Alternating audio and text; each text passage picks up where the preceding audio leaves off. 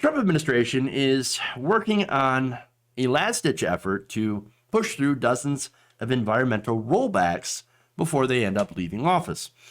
So now this is basically another middle finger, this time to the environment, and a gift to corporations. As always, Trump's deregulation could weaken century-old protections for migratory birds, expand drilling in the Arctic Circle, and hamstring future regulation of public health threats.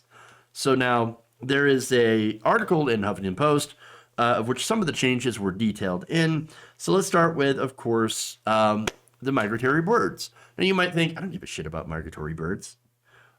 I don't give a shit about wildlife. Well then, okay, then this obviously is not for you. And you're probably a sociopath. But for those of you who do care about companies being held liable for killing wildlife, then you would be interested in hearing about this regulation. Now, right now you have the Migratory Bird Treaty Act of 1918. And basically, it allows for the protection of more than 1,000 species of migratory birds that include hawks and other birds of prey. And federal prosecutors have used this act to recover damages, including about $100 million from BP for its oil rig spill into the Gulf of Mexico, which is used, of course, to clean up said disasters. That actually killed about more than 100,000 seabirds. And so basically, it's holding these companies accountable when you have whether it be an accident or a planning mistake or, something like that, that these companies will then pay into a fund to help clean it up. And so, hey, if you make a mess, you fucking clean it up. That's what I was taught as a kid. All right. These corporations should have to abide by those same rules. All right. And so now Trump wants to get rid of it. He says, no, let's restrict criminal prosecution for industries responsible for the deaths of nations' migratory birds. And so the Trump administration wants to make sure that there's no criminal liability whatsoever. So now, as I said before, not all the deaths are malicious. A lot of it's just like accidental or these companies being super cheap. And then there's, of course, other situations. For example, oil pipelines, right? We know oil pipelines leak. They leak all the fucking time. In fact, that was one of the concerns with the Dakota Access Pipeline. They said, it's going to leak. It's going to leak. And where you're building it, it's going to leak and damage the environment. And sure enough, we've had multiple leaks within the last couple of years in the parts of the Dakota Access Pipeline that have been built. So, look, when it leaks, it destroys habitats. It destroys some of the areas for these migratory birds and other animals. It poisons water supplies. And so it's a serious problem. The Trump administration says, don't care. Go ahead and not only build the pipelines, but when they inevitably burst, you don't have to pay for them. You don't have to be held criminally liable for any of this. And so, yeah, that's a problem. Okay. And so, nonetheless, they build these pipelines in these places anyway, because, they want to cheap out and use as little material as possible.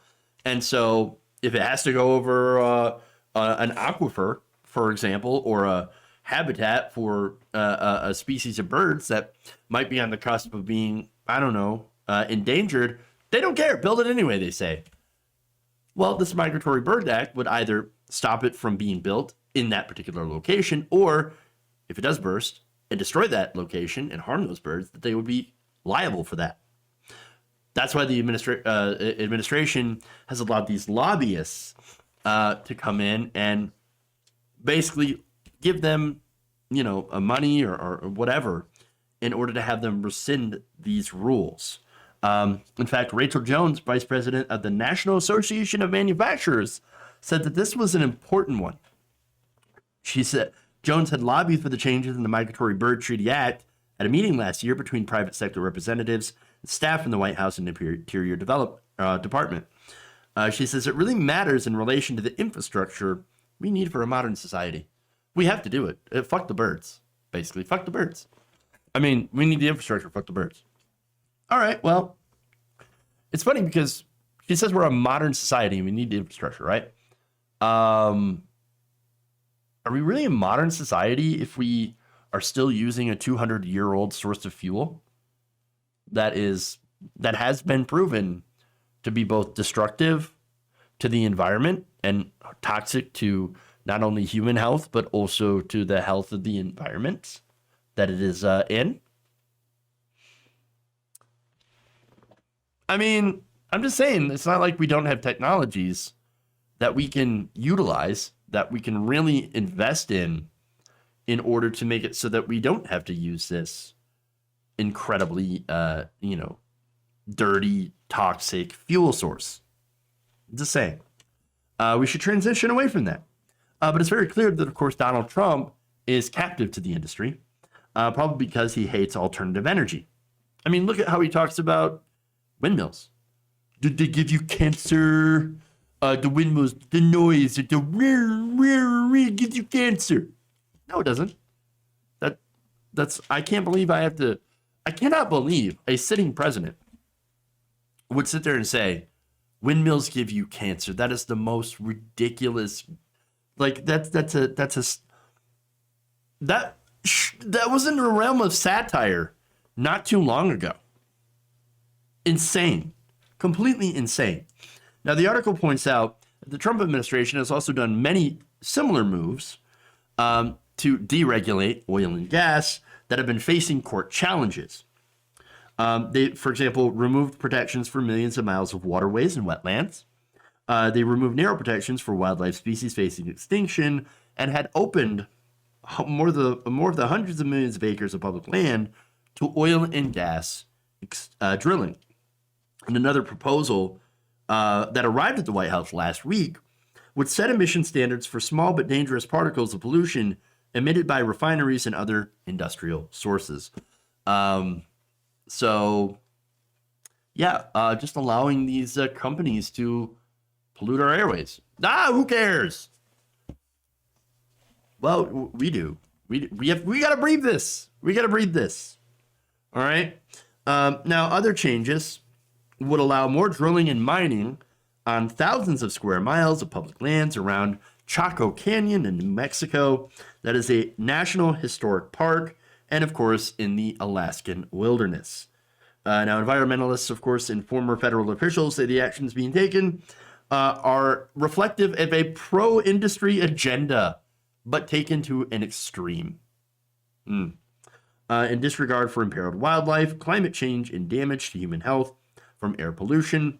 David Hayes, former Deputy Secretary of the Interior under Obama, said this, quote, "What we're seeing at the end is what we've seen all along, which is a fealty to private interests over public interests." Well, he's 100% right about that. They seem intent on finalizing these as a kind of ideological point. Yeah, it is a fuck the libs mentality. And that's what it is, essentially. Which isn't all surprising and is 100% on brand for somebody like Donald Trump. But just like some of the last minute changes, they are you can undo them, right? So now Joe Biden can undo these, depending on, of course, where they are in the process. If they're pending, he can just halt them. If they're already, if they've already gone through the process, then he would have to go through Congress, which is why Georgia is really important. But also the other question is, though, speaking of Biden, is how invested, how committed is he to protecting the environment? I actually think he will be a little mixed. So now, look, on the one hand, we're going back to the Paris Climate Accord. Now, I've said before, it's weak. It's non-binding, but okay. Now, he also plans on spending somewhere around $2 trillion on the climate. I'll believe it when I see it, right? So with the Biden administration, would we go backwards? Not necessarily. Would we go forward? Not really. I believe the phrase, "nothing will fundamentally change," comes to mind. Again, he just put a fossil fuel executive into his cabinet. Not a good sign. Not a good sign. So we need bold action on the climate. We need something better. And again, I see what Biden is promising and what he promised during the campaign. But as we all know, generally, politicians will make promises and immediately go back on it. And so the jury's out on that one. I don't think he's going to deliver. I would be surprised if he did.